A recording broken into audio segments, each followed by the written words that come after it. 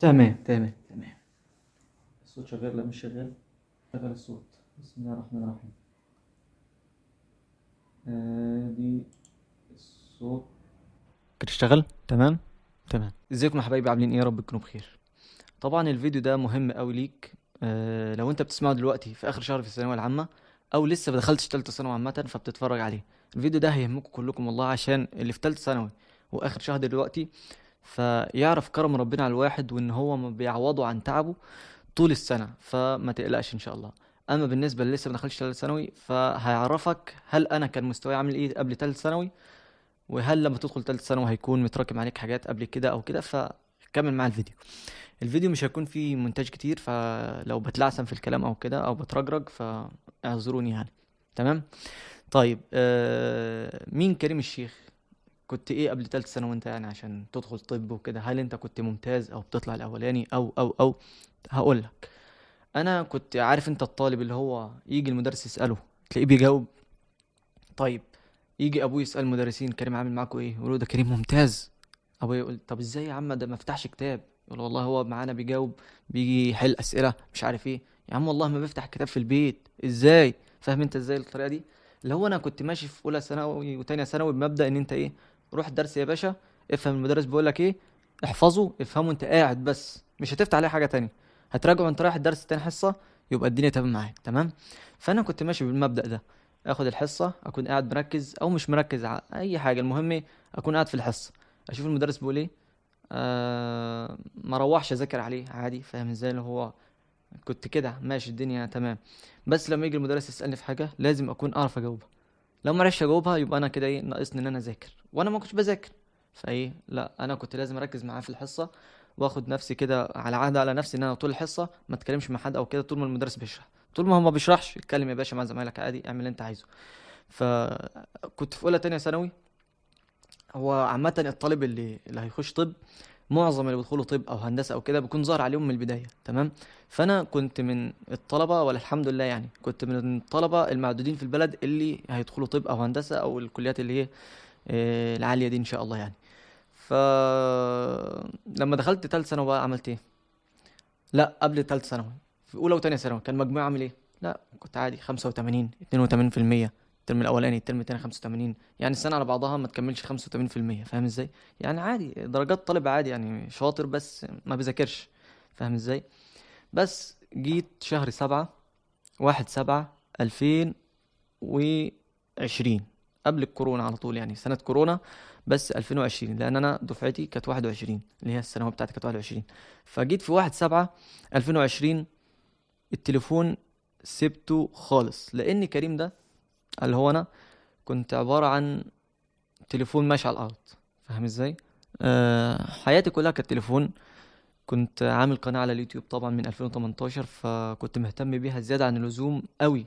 كنت أصحى على التليفون، أنام على التليفون، أحط الشحن التليفون في إيدي، أقعد مع ناس التليفون في إيدي، ما كنتش بسيب التليفون خالص. حتى كان مسبب لي مشاكل طول حياتي مع والدي، وكان ممكن يضربني بسببه. بس كانت حياتي كده، هي كنت مفرغ حياتي للتليفون في تانية ثانوي. فلو ما كنتش سبت التليفون في تالت ثانوي كان هيعمل لي مشكلة، لأن ده بلاء، ابتلاء ربنا بلانا بيه. بعدت عنه خالص، قلت لا خد يا ماما التليفون اهو، واديته لها في 1/7/2020، اللي هو قبل الثانوية بشهر واحد. ليه؟ لأن أنت عشان تسيب الحاجة ده إدمان طبعا، فأنت مش ينفع تسيبها في 1/8 اللي هو بداية الدروس، هتفضل تفكر فيه. فأنا عملت إيه؟ قبل شهر 8 اديته لوالدتي، قلت لها خدي التليفون ده، مهما اقول لك هاتي التليفون ما تدوش ليا. لو قلت لك عايز اراجع على اليوتيوب، لو قلت لك مش عارف ايه، انا بضحك عليكي، ما تديش ليا التليفون. التليفون ده خليه معاكي، ما تدوش ليا خالص. تمام. سبت التليفون في 1/7، فضلت شهر كامل يعتبر بجهز لتالت ثانوي، اجيب الكتب، معرفش، اشوف كتب اختي اللي قبلي، اشوف كتب بنت خالتي ابن خالتي، والم الكتب لتالت ثانوي، اجيب كشاكيل معرفش ايه. جبت تليفون نوكيا صغير عشان احط فيه الخط، اكلم المدرسين، ظبطت مع المدرسين، ظبطت مع صحابي المجاميع والكلام ده، وبدأنا تالتة ثانوي 1/8. بدأت تالتة ثانوي. عارف انت الكريم اللي كان في اولى وتانية ثانوي اللي ما بيذاكرش ولا بيفتح كتاب، اللي هو كان بيقعد في الدرس بس كده يا دوب يلقط من المدرس وبعد تاني حصة يبقى يجاوب عليه وكده؟ لا كريم ده اتغير 180 درجة. كنت اقعد في الحصة مركز واكتب ورا المدرس، اجي بعد ما اروح على طول اول باول. خدت اول شهر في الثانويه العامه ده يا شباب مدعكه. بمعنى صح انت ما بطلش مذاكره، كنت دحيح درجه اولى.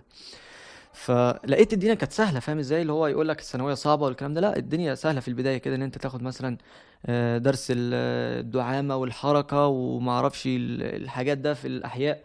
تبدا الباب الاولاني في الكيمياء العناصر الانتقاليه وما اعرفش ايه والحديد. تبدا في الفيزياء المقاومه الحاجات دي كلها. فانت الدنيا سهله، فاهم ازاي؟ فانا كنت مبسوط مبسوط، حاسس ان انا بعمل حاجه كويسه، وان انا ماشي ماشي الدنيا تمام معايا، يعني ما فيش حاجه لسه عطلانه، ما فيش حاجه جت صعبه قدامي لسه. فخدت الشهر ده كله ما شاء الله عليا. يجي المدرس يسأل في حاجة من غير ما يسأل، أنا كنت أسأله. ألاقي حاجة قدامي مش عارف إن أنا أعملها أو إن أنا مش عارف أذاكرها، أسأله فيها تاني. ما كنتش مبطل، فاهم أنت؟ اللي هو داخل يعني مواد تقيل، داخل بقى خلاص، أنا نويت إن أنا أقفل المواد كلها، أطلع الأولاني على الجمهورية وخلاص. فجت مشكله بيني وبين والدي، يعني مش مني، يعني انا ما اقدرش اصلا ان انا اتكلم مع والدي او ان انا ارفع عيني فيه. بس جت مشكله ان انا طلعت من الدرس. هحكيها لكم امري لله عشان ما حدش يعملها. طلعت من الدرس، عليا كتاب، تمام. الكتاب ده في بلد جنبنا، يعني حوالي ربع ساعه او 10 دقايق بالمكنه. فطلعت وقلت لهم انا هروح الكتاب وكده. اليوم ده انا ما حفظتش الكتاب، فهروح الشيخ هيزعق لي او هيضربني فهيحرجني، وانا من النوع اللي نفسي عزيزه عليا شويه.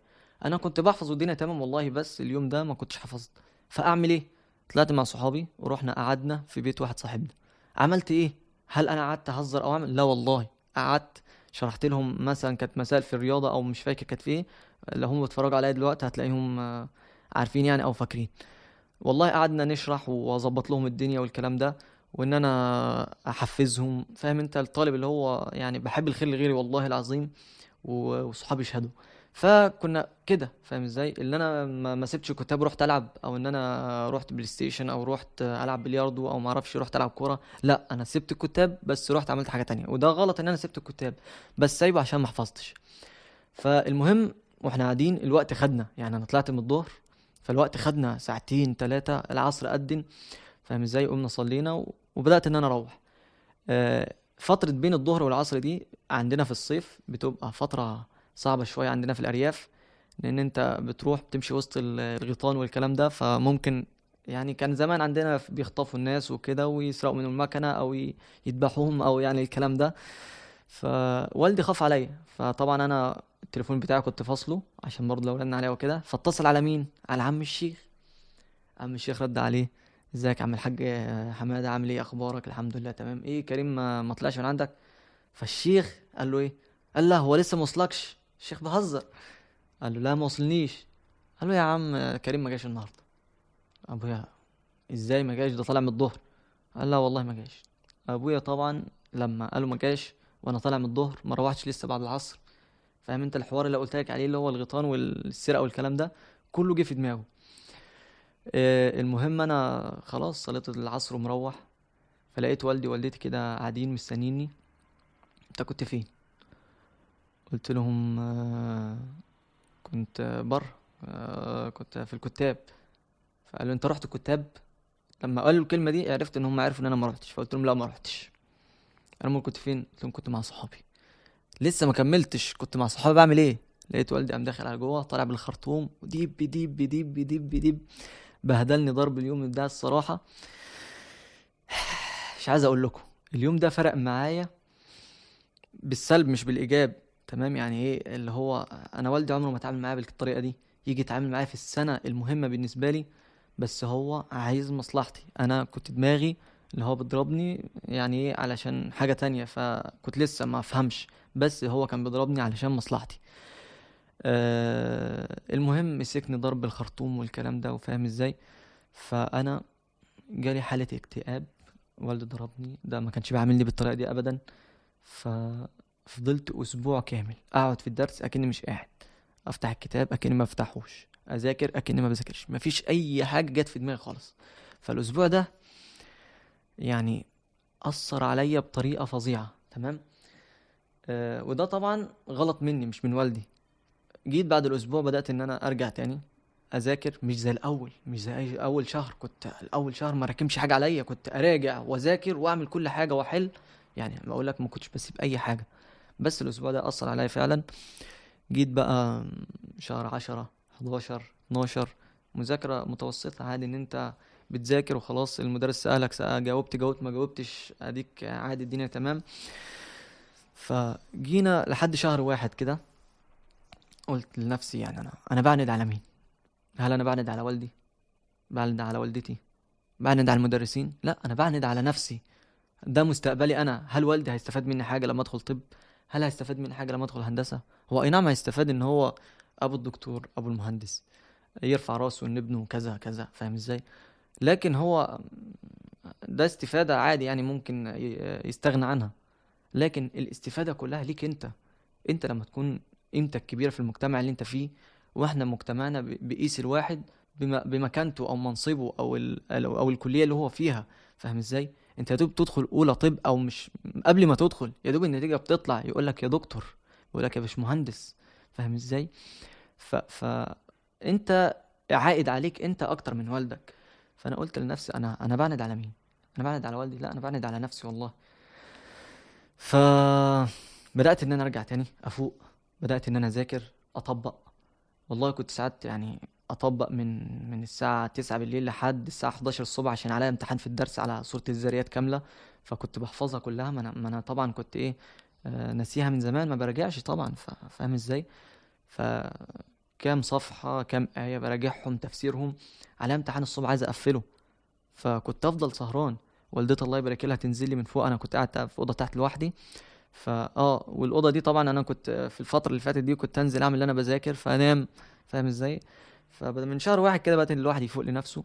والدتي تنزل تسالنا، الله يبارك لها والله تعبت معايا قوي في الفتره دي، تنزل تجيب لي الاكل، تقطع لي الفاكهه، تعمل لي قهوه، تعمل لي نسكافيه، تعمل لي شاي، عصير. كانت مظبطاني الصراحه. وتنزل كل يوم من الساعه 12، ما اطلعش غير قبل الساعه 3 4 الفجر. تعمل ايه؟ تفضل تسالني، تمسك لي ماده كده وتسالني فيها، تسلخني فيها بمعنى اصح. يعني الله يبارك لها والله، لولاها الواحد ما كانش وصل للمرحله اللي هو فيها دلوقتي دي. نرجع تاني. انا فقت لنفسي، انا قلت لنفسي انا بعمل لنفسي، ما بعملش لوالدي. خلاص يعني الشهرين الثلاثه اللي فاتوا دول يعني ضاعوا، خلاص عوضهم بقى في اللي جاي. انت قدامك 5 شهور 6 اشهر، عوض فيهم. طبعا جينا بقى اللي هو، انا قلت لكم في الاول اللي هي قبل كورونا، لا كانت بعد كورونا، شهر 7 ده اللي هو بعد كورونا تمام، يعني سنة كورونا بعد ما كورونا جت. فجيت في شهر 2 بقى اللي هو ايه، بدأنا نخلص المناهج، مدرسين خلصوا مدرسين لسه، بدأنا ان احنا نبدأ نحل. الدنيا تمام، بدأت ان انا ايه، جمعت الحبة اللي فاتوني والدنيا بقت تمام فيهم. جيت بقى في فترة المراجعة من شهر 4، كريم اتغير 360 درجة، رجع تاني لأول تالتة ثانوي، فاهم ازاي؟ يعني ايه، بعد ما كنت اللي هو الدنيا خلاص تمام ماشي، اذاكر ما ذاكرش، اجاوب ما جاوبش، خلاص لا، رجعت لأول شهر تاني كنت بعمل فيه ايه.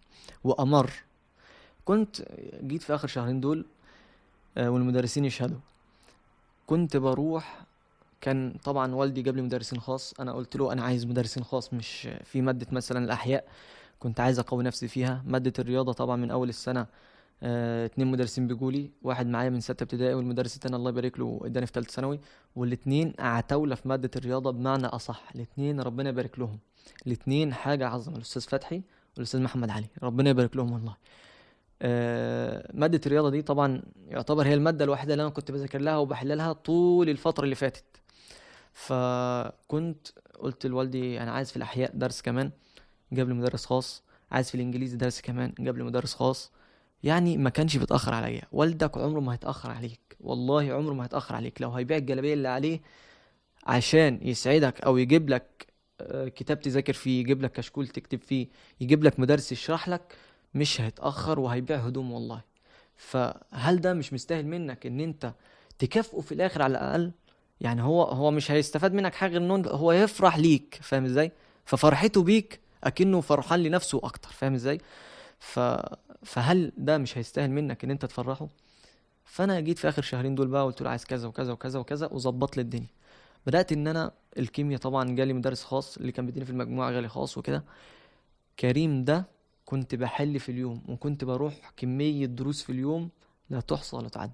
انا كنت ممكن انام 6 ساعات 5 ساعات. مستقبلي طبعا قدامي، يعني خلاص انت مفيش غير شهر شهر ونص، الامتحان داخل عليك. يا كده يا كده، مفيش وسط خلاص. المهم الساعة 6 الصبح المدرس يكون جاي لي، اقوم اصلي الفجر. والله كنت انام يعتبر النص ساعة اللي بين الفجر وبين الساعة 6 عشان المدرس يجي، كنت اسيب له الباب موارب كده يدخل. انا قاعد طبعا باب اوضتي على الشارع، فاهم؟ المدرس يجي لي تحت، يخبط يصحيني ويخش ايه، يقعد يديني درس. كنت انام النص ساعة دي، اي حاجة كنت، فاهم ازاي؟ اطول بس ان انا انام النص ساعة دي. كان حتى لحد دلوقتي والله صحابي اللي هم زمايلي اللي هم اقل مني يعني، اللي هم سنة كانوا بعد مني على طول، الثانوية اللي بعدي والثانوية اللي بعدها، او حتى ولاد عمي اللي في الاعدادي، يفضلوا يقولوا الاستاذ بيحكي ويتحكى بيك في الدرس، يفضل يقول كريم وكريم وكريم. لان انا فعلا والله العظيم جيت في اخر شهرين دول، اصل انت محتاجهم، انت لازم اصل دي مستقبلك، فاهم ازاي؟ انا ما بشكرش في نفسي، انا بقول لك انا كنت بعمل ايه عشان تعمل زيي، فلازم تعمل زيي. عايز توصل لازم تعمل زيي. اي نعم انا جبت 96% في الاخر، مش عايز احرق لك، بس طبعا ده في الازهر معروف ان في حاجات كده هقول لكم عليها في الاخر. بس دخلت الكليه اللي انا عايزها في الاخر، واللي انا محتاجها من اول السنه بجري لها وان انا بعمل لها. فالمدرس كان يجي لي الساعه 6، يلاقيني نايم يصحيني يديني درس غسل وشك مش عارف ايه. نبدأ ان احنا هناخد درس، نحل كتير. يمشي المدرس يجي مدرس، يمشي مدرس يجي مدرس، يمشي مدرس اروح مجموعة، اروح للمدرس ده في حتة تانية. الرياضة دي كنت اروح للمدرس الواحد كان يجي لي خاص، والمجموعة اللي في البلد بتاعتي ومجموعة في بلد تانية، والمدرس التاني يجي لي خاص، واروح له في المجموعة اللي انا فيها مع صحابي التانيين. يعتبر في الرياضة دي كنت بروح 5 6 دروس، تمام. الأحياء درس خاص، ودرس في المجموعة، ودرس في مجموعة تانية، تمام. الكيمياء درس خاص، درس مجموعة، درس مع العام. يعني ما كنتش ببطل. هل ده صح ولا غلط؟ بالنسبة لنا كان صح. ليه؟ ان المدرس كان بيشرح لي حاجات ويحل لي حاجات، اروح في المجموعة التانية الاقيه بيشرح مثلا الكيمياء مثلا، المدرس كان بيديني مثلا البابين الاولين احفظهم ويذاكرهم لي في الخاص. يروح المجموعة الاقيه بيديهم الباب العضوية مثلا، اروح المجموعة التانية الاقيه مديهم الباب الرابع. فكنت بستفاد من كله. فدي بالنسبة لي أنا كانت متوفرة لي، كانت حاجة فوق العظمة. كنت ممكن أروح في اليوم 10 11 ساعة دروس بس، تمام. أرجع حليت كمية كتب. كنت في فيديو اللي هو آخر شهرين في الثانوية العامة دي، كنت لسه عرض الصورة. كمية كتب حل ومذاكرة وكمية كشاكيل خلصتها في ثالثة ثانوي دي. فوالله الحمد لله يعني، ربنا بيعوض الواحد طول ما انت بتتعب وشاف مصلحتك، ربنا بيعوضك في الاخر. تالتة ثانوي وحلمك يستحق، والله العظيم يستحقوا منك انت تتعب تموت نفسك، موت على الكتاب. اهلك نفسهم محتاجين منك ان انت ربنا يكرمك وتجيب المجموعة عشان تفرحهم، يرفعوا راسهم في السماء يقولوا ابننا دكتور، ابننا مهندس، ابننا حاجة كبيرة. ده هم يستاهلوا منك كده. هم عمرهم ما هيتأخروا عليك، ولا عمرهم يتأخروا عليك في حاجة. انت لو طلبت عينهم هيدوها لك. فليه ما تعوضهمش؟ تمام. آه اثبت بقى. جيت بقى دخلت الامتحانات. طبعا تعبت جدا. الشهرين اللي فاتوا دول انا تعبت فيهم. فكنت اذاكر واعمل اروح الامتحان احل. جيت لحد يوم الاحياء، اليوم ده عمري ما هنساه.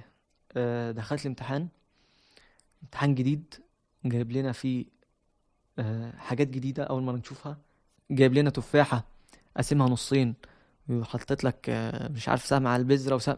ده اللي مذاكر هيجاوب عادي، أنا جاوبت عليها. بس امتحان جديد، 60 سؤال، 60 درجة، امتحان كبير 3 ساعات. دخلت الامتحان الاقي الكلام اصلا جديد عليا، الاسئله مختلفه عليا. انا حليت في الاحياء دي كميه حل. رحت مع مدرسين، والمدرسين ما شاء الله عليهم يعني كانوا معايا زي الفل. بس دخلت الامتحان انا مش عارف احل. انا كنت بدور على الاجابه النموذجيه. ليه؟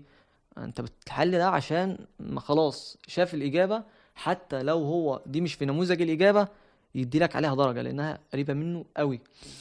بس لما دخلت الامتحان اقرا الاسئله، الاقي الامتحان، ايه ده؟ ايه يا عم؟ ايه الاسئله اللي انت جايبها لنا دي يا عم؟ ايه كميه علل دي يا عم؟ ايه كميه اختر دي يا عم؟ ايه الاسئله اللي انت جايبها دي يا عم؟ فاهم ازاي؟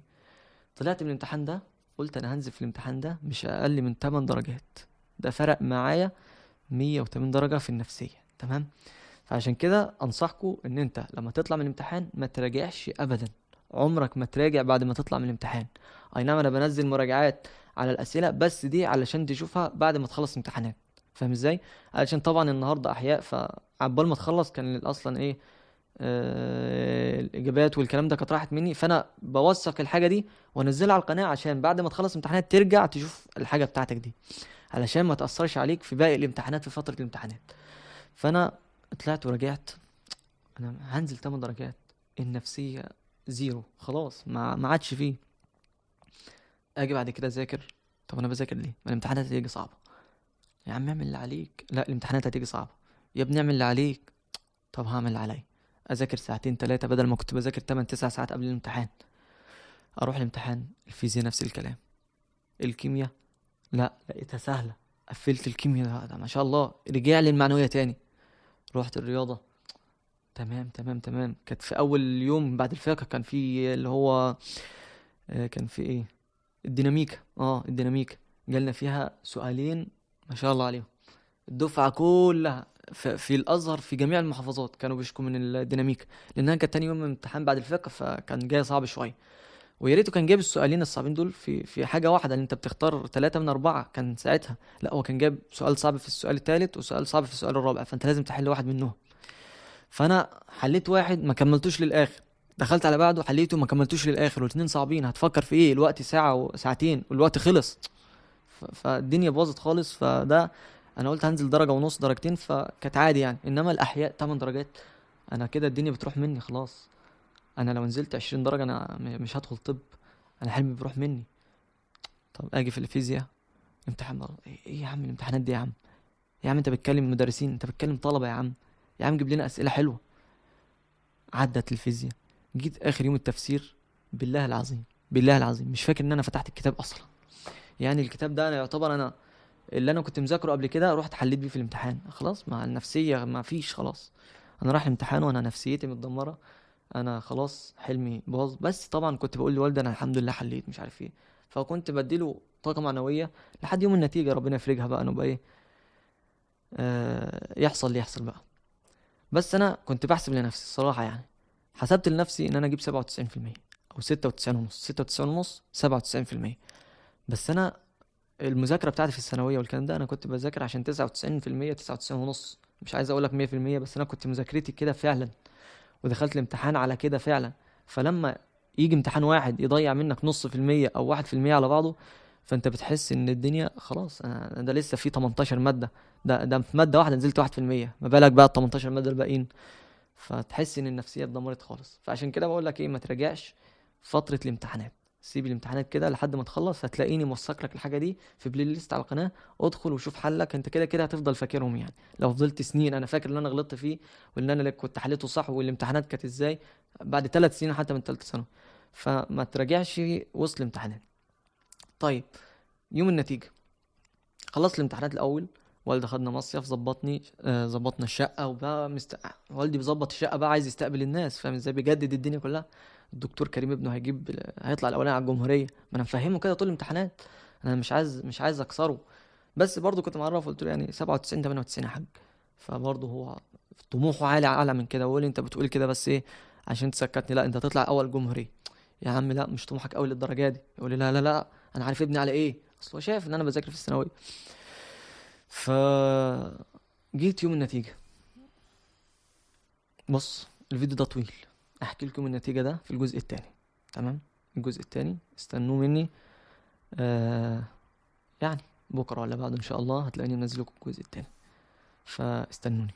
السلام عليكم، باي.